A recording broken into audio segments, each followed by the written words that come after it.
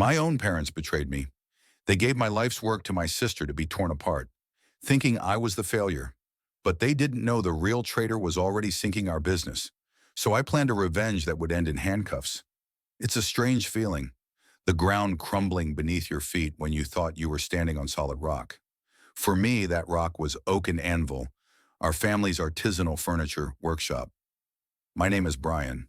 For 15 years, I've poured my soul into this place, learning the craft from my father, just as he learned it from his. We don't make furniture, we build legacies.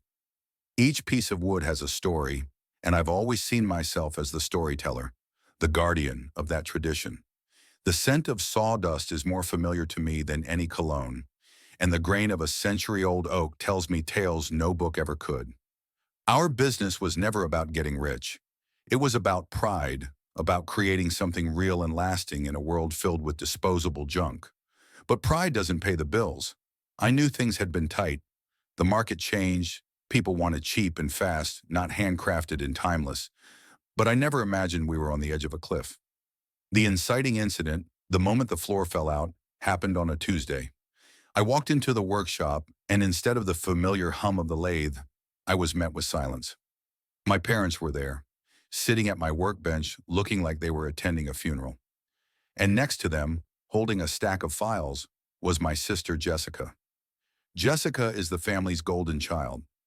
While I was learning to carve dovetail joints, she was getting her MBA from a top-tier university.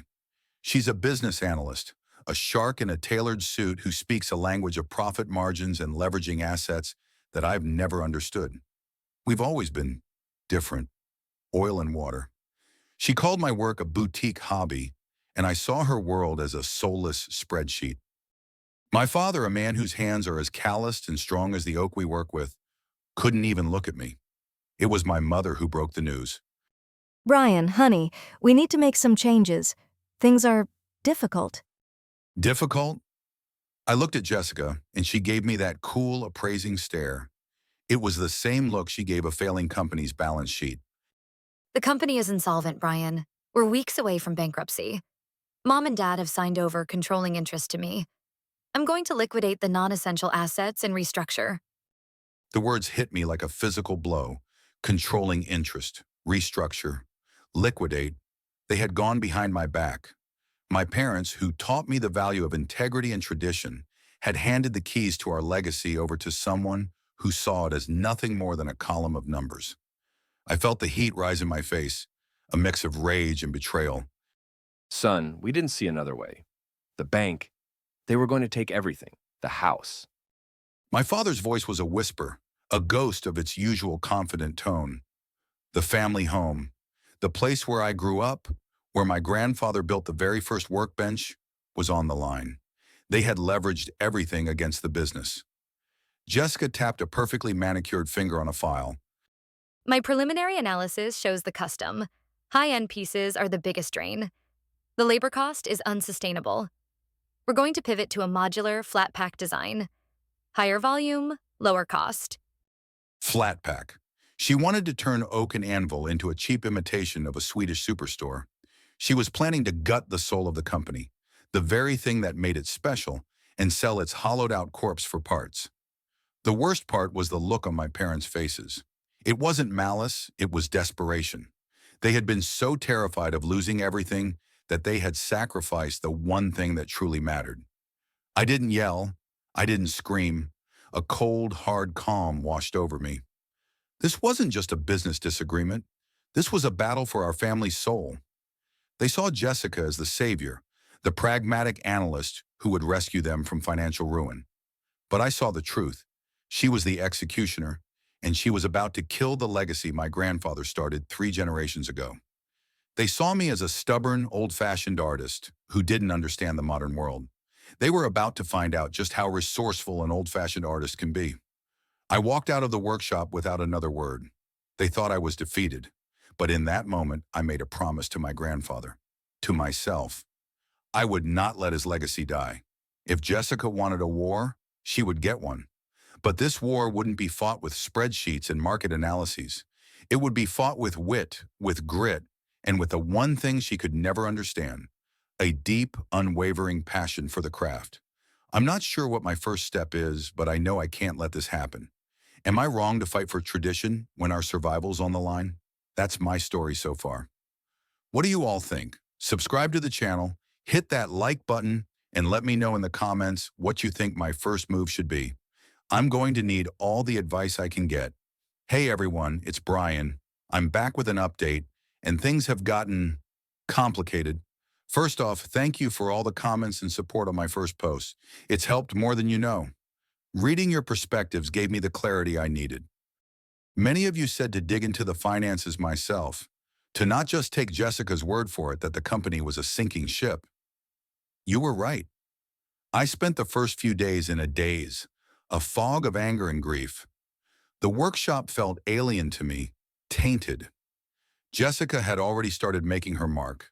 Consultants in cheap suits walking around with clipboards, timing my every move.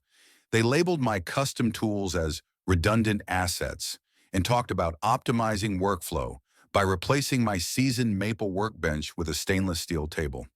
It felt like a violation. My parents were avoiding me, their guilt hanging heavy in the air between us. They were so convinced of their desperation, so thoroughly sold on Jessica's MBA-fueled doomsday prophecies, that they couldn't see the destruction she was causing. But I remembered what you all said. I needed facts. I needed proof. So late one night, I let myself into my father's old office. It's more of a museum now, filled with old blueprints and faded photos. Jessica had set up her sterile, white and chrome command center in the main building. No one had been in here for years. I started going through the old filing cabinets, digging through decades of invoices and order forms. For hours, it was just a blur of numbers, confirming what I already knew. Profits had been declining for years. But then I found it. Tucked away in the back of his bottom desk drawer, beneath a stack of old woodworking magazines, was a small leather-bound ledger. This wasn't one of the official accounting books. This was my father's private record. He's an old-school man. He believed in keeping his own notes, tracking every major project, every significant expense, in his own hand. As I turned the pages, a pattern started to emerge. Over the last 2 years, there was a series of significant, recurring expenses to a supplier I'd never heard of. Viridian Materials.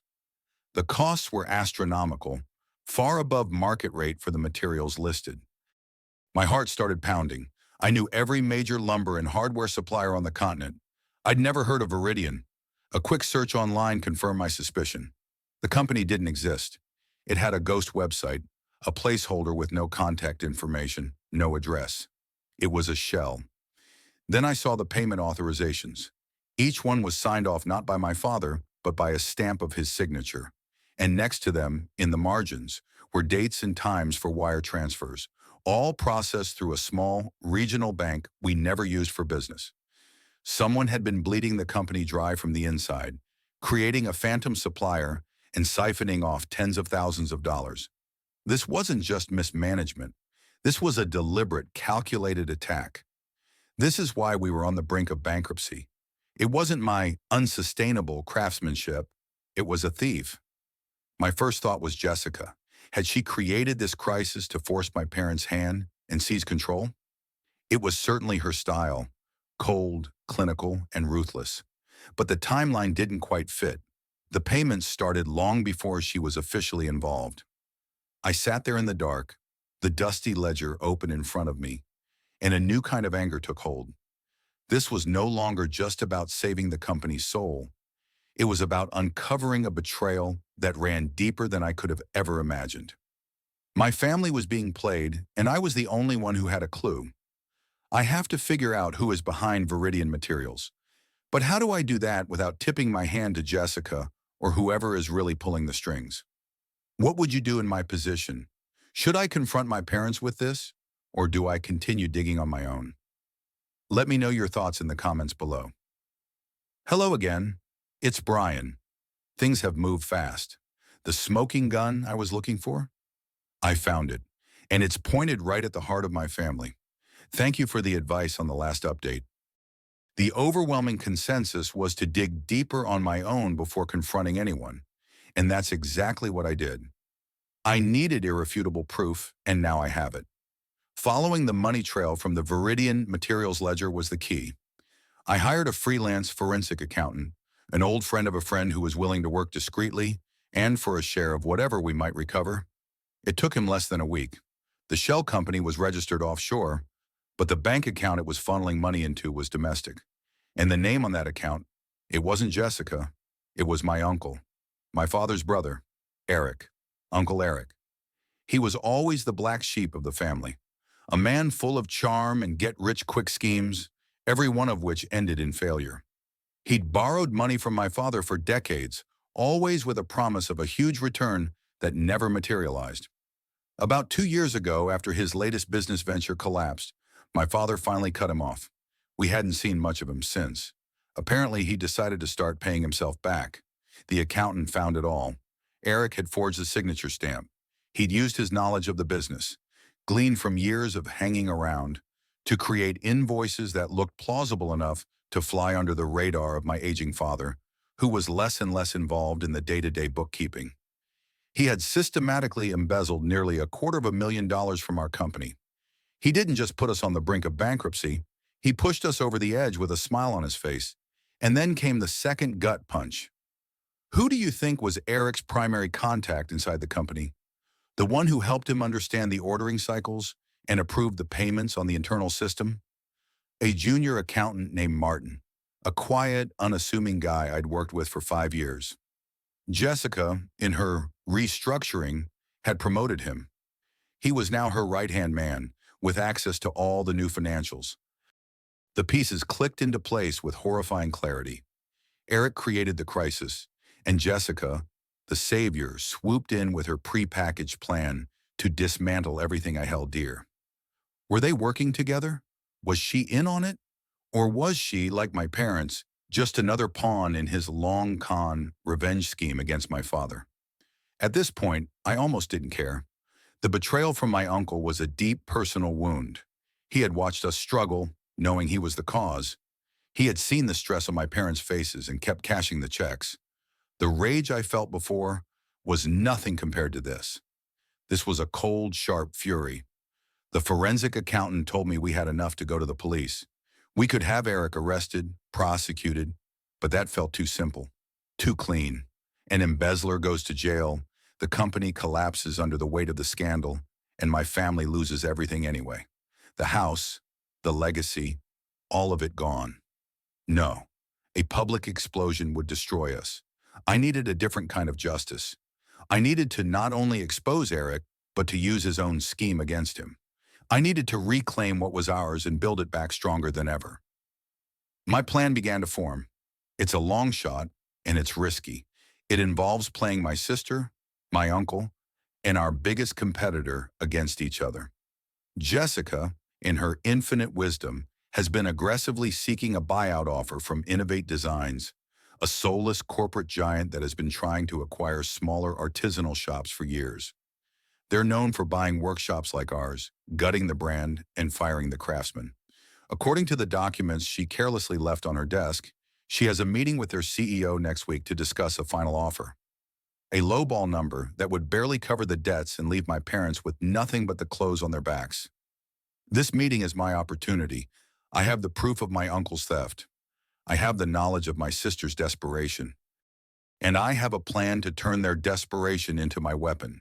This is no longer about defense. This is about a strategic, calculated counterattack. I'm walking into the lion's den. What do you think is the best way to play this? Do I expose everything at once, or do I feed them information piece by piece? Let me know what you think in the comments.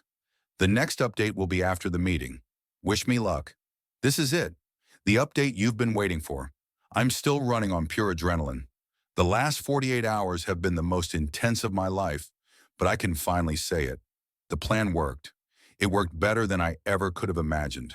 The meeting was scheduled at the Innovate Designs headquarters, a sterile glass and steel tower that couldn't be more different from my workshop. Jessica was there, looking smug and confident. My uncle Eric was there too, introduced as a family financial consultant. The sight of him, shaking hands and smiling that greasy smile of his, made my blood boil. He was there to make sure the deal went through so he could get his final payout before disappearing. The CEO of Innovate, a man named Henderson, sat at the head of the table like a king holding court. They didn't know I was coming. I walked in unannounced, holding a single, heavy oak box I had crafted the night before. Jessica's eyes widened in fury. Brian, what are you doing here? This is a private meeting. Security! But I ignored her. I walked directly to the head of the table and placed the box in front of Henderson. Mr. Henderson, my name is Brian. That is my family's company you're trying to gut. Before you sign anything, I thought you might like to see the real quality of our work. I opened the box. Inside wasn't a furniture model. It was a meticulously organized portfolio. On the left side were the complete findings from the forensic accountant. Bank statements, forged invoices, offshore account details, everything pinning the embezzlement squarely on Eric. On the right side was a different set of documents. Before the meeting, I did a deep dive on Innovate Designs, and I found their dirty little secret. Henderson had a history of this. He would find struggling companies, use an inside man to exacerbate their financial problems, and then swoop in with a lowball offer. His inside man for Oak and Anvil? My uncle, Eric. I had recordings of phone calls I'd managed to get, emails, proof that Henderson had promised Eric a hefty finder's fee for tanking our company and ensuring he accepted the buyout. I laid it all out. The room was silent. Jessica's face went from angry to confused to pale white as she read the documents.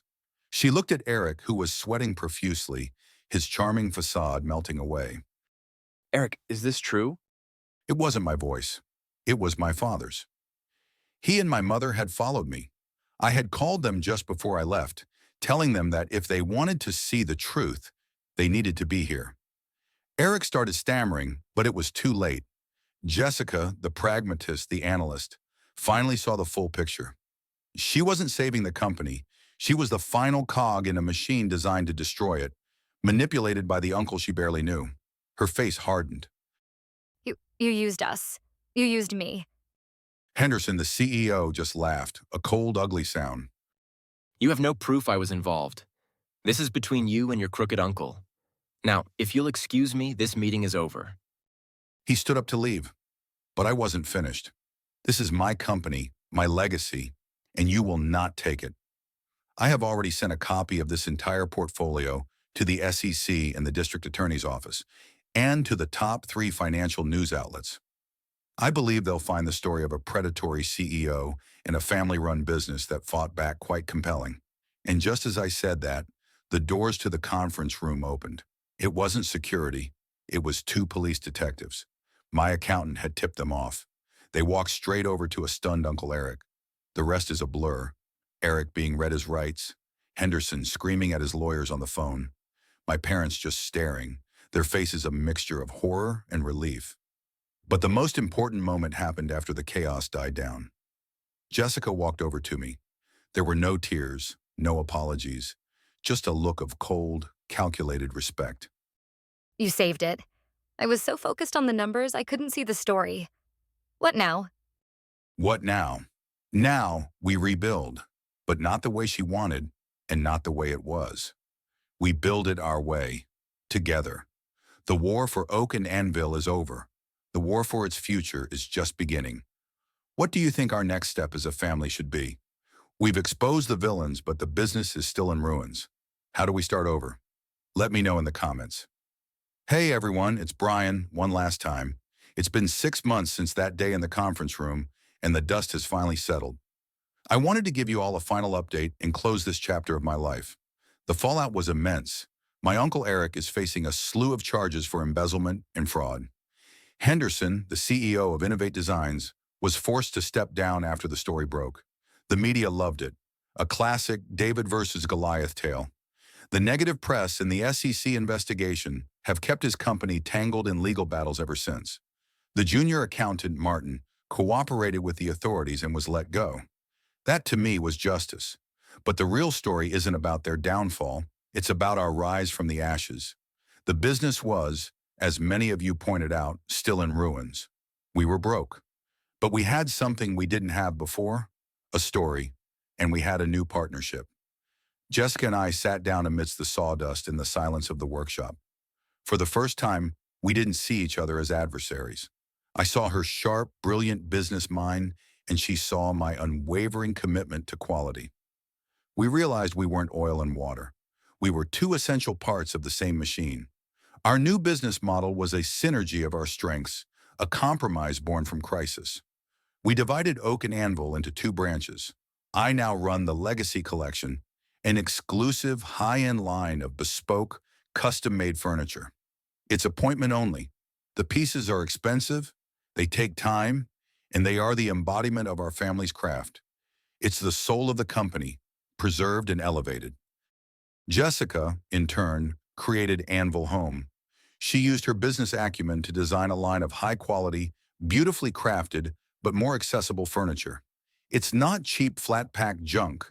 It's thoughtfully designed, using sustainable materials and smart production techniques to keep costs reasonable without sacrificing quality. She secured new lines of credit based on our newfound notoriety and completely revamped our online presence. The story of our family's betrayal and fight for survival became our biggest marketing asset. People weren't just buying furniture, they were buying a piece of that story. They were supporting a family that refused to die. Today, the workshop is humming with a new kind of energy. We've hired 2 new apprentices to work with me in the legacy shop. Anvil Home has a 6-month back order list. My parents are semi-retired, but they come in almost every day. My father offering advice on a tricky piece of joinery. My mother helping pack shipments. The fear is gone from their eyes, replaced by a quiet pride. My relationship with Jessica is different. We're not best friends who go out for drinks. We're partners. We have weekly meetings that are often heated debates between tradition and innovation, passion and pragmatism. But underneath it all, there's a foundation of mutual respect. She saved the business from its finances, and I saved it from losing its soul. We both needed each other. The house is safe. The legacy is secure. We didn't just survive. We are more successful than we have ever been.